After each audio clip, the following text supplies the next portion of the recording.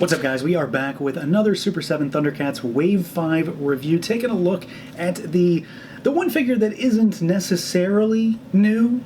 He is new, but he's not new. It's a Lion-O, but it's not the regular Lion-O, and it's not the same Lion-O that we've gotten previously. We are taking a look at the Mirror Lion-O, which, of course, isn't actually Lion-O. Spoiler alert, I suppose. Now, it's a bad guy this time around, so it's a bad guy Lion-O, so he comes in the evil slipcover with the twin snakes, ThunderCats logo on the back, and of course you pop that off, and we've got our Mirror Lion-O there in the big window with all of his accessories, and then on the back we've got some Jason Edmiston artwork with a bio for whatever's going on with this particular version of our Lord of the ThunderCats. So let's do it. Let's pull him out and take a look. And here we go, out of the package, rounding out Wave 5 of ThunderCats, our Mirror Lion-O.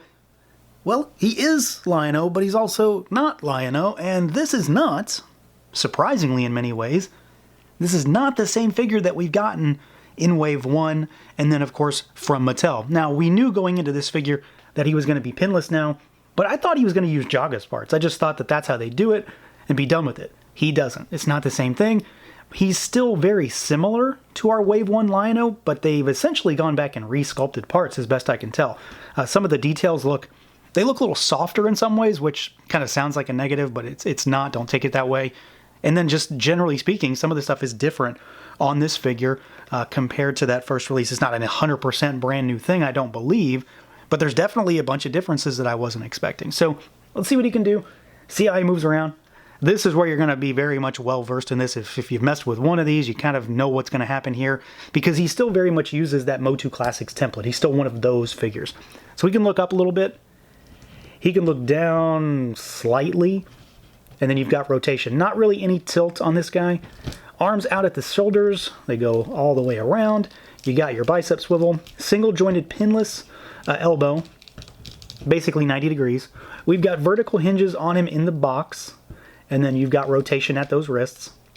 Crunch backwards, crunch forwards. You've got your waist twist. Legs all the way out. They kick forward about that far. Backwards a little bit. You've got your thigh twist up there. Single jointed, pinless knees, of course. And then there is a little bit of shimmy there. It's not like full rotation, but it's a little bit of shimmy. Still has his boot cut down there for your shin swivel.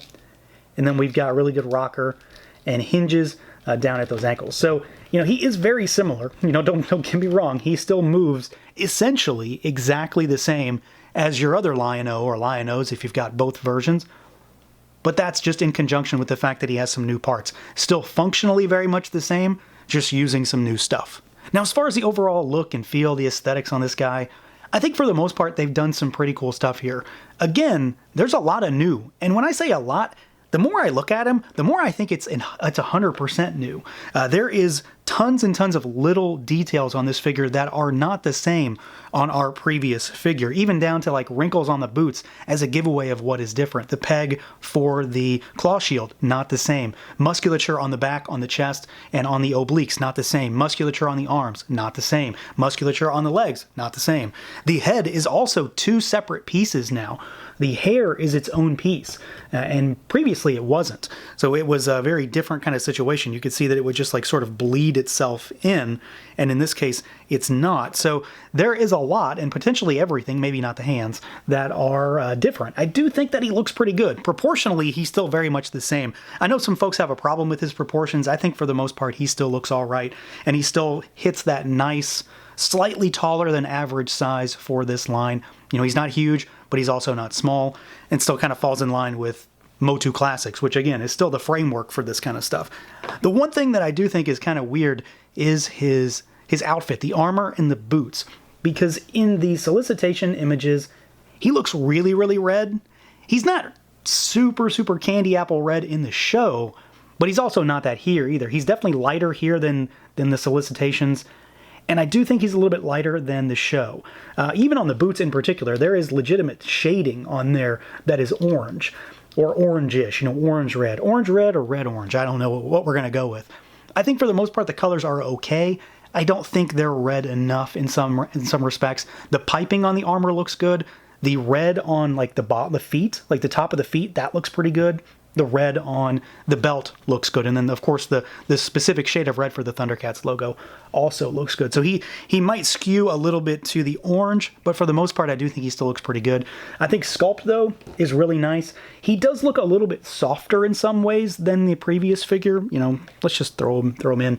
So here's our Wave 1, and it may not be, like, immediately apparent, but once you start, like, looking at both of them side by side, and you have them close enough, rather, you can start to see really small, subtle changes that are different. You know, things like the obliques, things like the way the pecs are sculpted, the back musculature, arms, legs, the wrinkles on the boots even, stuff like that is definitely a little bit different. And it might be easy to tell here. I mean, the hair is decidedly a different color. I think it looks a more appropriate red on this Lion-O. And then, of course, the hair being a separate piece.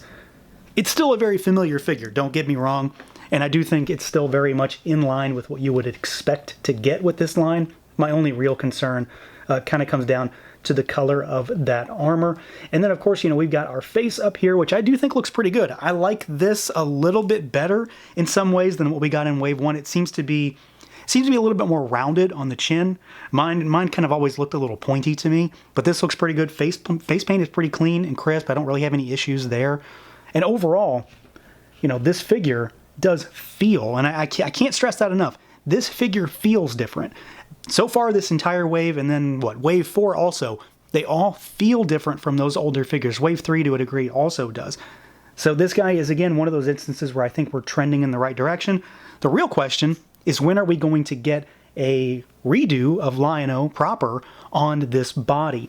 Or is it going to be a situation where people are just going to start part swapping? I don't know how easy that's going to be to crack this guy apart.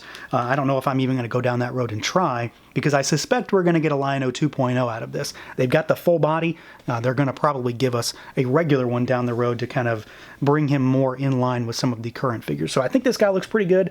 I like the idea of him being a lot of new, but still being a lot of familiar stuff. The only real thing for me is that, well, I don't think that red is entirely correct.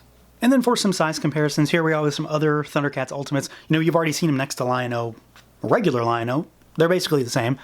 Here's Tigra, and of course, you know, they're pretty close, which is how they're supposed to be. And then Slithe, who is, of course, deeper, wider, but not as tall. And then we'll just run through the usual suspects. For now, we've got the Marshal. You can tell what's handy these days from Black Series. And then we'll do Goku for your figure arts. So normal-ish 112 stuff. And then we'll do Mythic Legions just to bring it all around back to the same scale. So if you've got the regular Lion-O, you know exactly what's going on here. If you've got anything Motu Classics, you know what's going on here. Going to scale really well with 7-inch style stuff. It's going to look a lot bigger than anything that is supposedly or even close to 112. Now, as far as accessories goes, we have a decent amount here, and we've got some new stuff, and we've got some changed stuff, and we've got some improved stuff when it comes to Lion-O-esque accessories. So to start with, we do have an extra head sculpt, and this is not, again, this is not the same head that we got with the Wave 1, so it's a different expressive head for Lion-O. This is a weird one. I'm not so sure I'm sold on this one. Whatever the kind of expression that he's got, like this grimace, this yell, something about it looks a little wonky to me. I don't know that I'm a big fan of it, honestly. He kind of looks like he smelled something he doesn't like. It looks okay otherwise. I mean, the detail on the paint, the eyes looks good. The paint in the mouth looks really good, but there's something about how the face is sort of squished down when he's like wincing or whatever. I'm not sure it's for me. We do get a bunch of extra hands, and we have gripping hands on them in the box. Again, these are vertically hinged gripping hands. You do get laterally hinged gripping hands. You get a set of those. We get a set of the sort of style posy, clawing kind of hands. And then we get fists for Lion-O. So that's nice to get those. And of course, you know, you've got stuff that you can swap out with your previous Lion-O when it comes to hands. I will note, however, that the pegs on these hands, because again, a lot of new stuff here, if not all of it, these pegs are different than what he has on the previous figure. So the skin tone's going to match, it's going to look fine there, but they're slightly larger. So while it will work, I guess buyer beware in that regard. We do get our claw shields, and of course, you know, we've got some changes here. So we've got our regular claw shield that is on the belt. He still has the peg, and again, it's a different peg. But this is our, animated style one, and this has the removable, unextended Sword of Omens, and this is a nice, bright, metallic silver, so you can pop that in there. Looks great. Really happy with the way that turned out. And then we get some other claw shields, and these kind of go back to some of the newer stuff we've been seeing lately. So we've got the open claw shield, a hand open claw shield, I should say. We've got the fist claw shield. This is the one that came with mumm-ra, if memory serves. And these are the ones that they have the peg inside the actual shield itself. So you pop the hand off and put the shield in its place. And then we get the one with the grappler that shoots out of it, which I'm really happy to see this because, I mean, it's something that's very much a thing for Lion-O and the claw shield. So it's nice to be able to have that represented here to give you another option. And it also has the same mechanism for connecting. So it's got a peg in there also. Now, what's interesting here, though, and I'm kind of okay with it, really, no realistic claw shields, so no furry claw shields like we got with the Mattel figure. And then, of course, Wave 1 also came with that one as well. So they have foregone the furry ones, and all we get are more cartoony, which, frankly, at this point is the only thing I actually use when it comes to, displaying this figure. And then last but not least, because I'm really happy about this in particular, we do get a Sword of Omens. And this sword is fully metallic. It's not chrome or anything, but it's metallic, and it's far more metallic than the sword that came with Wave 1. The luster is entirely different. The logo is entirely improved, because that was one of the big problems I had with Wave 1, was this logo was a mess. And then the hilt color is a little bit different. But the fully silver metallic blade and handle, I think, goes a long way for me personally. So he does have a decent amount of stuff. It's a lot of similar stuff, 4 claw shields, a bunch of hands. He's got 2 versions of the sword, and then you've got this extra head. Whether you like it or not, of course, that's going to be up to you. I'm not a big fan of it. I will say also, while I'm thinking about it, the heads aren't necessarily swappable either, because again, the pegs are going to be a little bit different. So like this head does not really want to go on this body. This is the Wave 1 alt head from Super 7. It doesn't really want to go. Can it with some heat? Probably, but it is certainly not going right now without it. And I'm not sure I'd really want to put it on there and then have to try to take it off. So, your mileage may vary, buyer beware, all that good stuff. But I do think this particular version of Lion-O, whether it is or is not him or someone entirely else, I think he has some pretty good stuff.